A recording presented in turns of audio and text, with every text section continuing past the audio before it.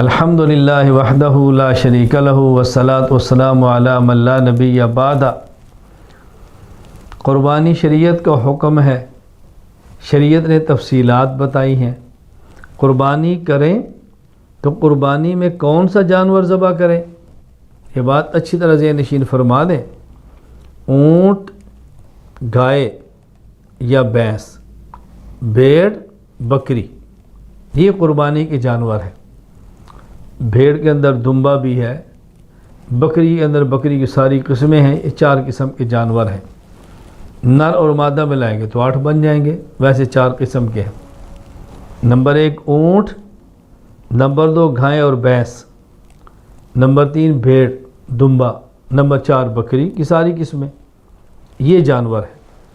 قرآن کریم سورۃ الحج میں اللہ تعالیٰ فرماتے ہیں وَلِكُلِّ أُمَّةٍ جَعَلْنَا مَنْسَكًا لِيَذْكُرُوا اسْمَ اللَّهِ عَلَىٰ مَا رَزَقَهُم مِّن بَهِیمَةِ الْأَنْعَامِ، ہم نے ہر امت کے لیے چوپایوں کے مخصوص جانوروں پر ایک میں سے قربانی لازم کی ہے، اس پر اللہ کا نام لیں اور قربانی کے اندر جانور ذبح کریں۔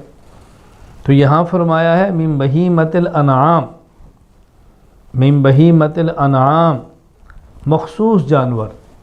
یہ مخصوص جانور کون سے ہیں؟ اس کی خود وضاحت سورۃ الانعام آیت نمبر 142، 43 اور 144 کے اندر موجود ہے۔ ثمانیۃ ازواج، فرمایا 8 قسم کے جانور ہیں۔ من الضأن اثنین ومن المعز اثنین، 8 قسم کے جانور۔ نر اور مادہ بھیڑ، نر اور مادہ بکری، یعنی بھیڑ، دمبا، مینڈا، دمبی، نر اور مادہ، دمبی ہے، دمبا ہے، بھیڑ ہے، مینڈا، بکری اور بکرا۔ اسی طرح آگے فرمایا وَمِنَ الْإِبِلِ اثْنَيْنِ، اونٹ، نر اور مادہ۔ وَمِنَ الْبَقَرِ اثْنَيْنِ، گائے، نر اور مادہ۔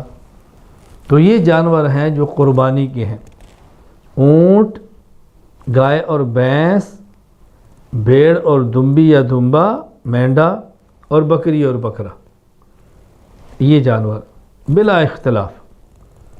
گائے کے علاوہ بھینس کے اندر بھی قربانی کرنی چاہیے، بھینس قربانی کا جانور ہے، اس پر مستقل ہمارے دلائل آ رہے ہیں انشاءاللہ العزیز۔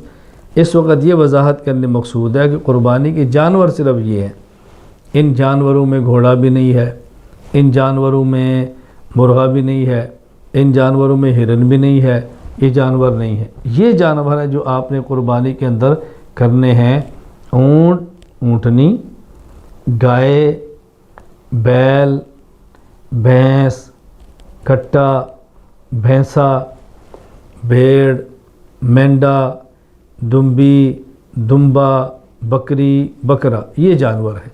اللہ تعالیٰ احکام شریعت سمجھ کر عمل کرنے کی توفیق عطا فرمائے۔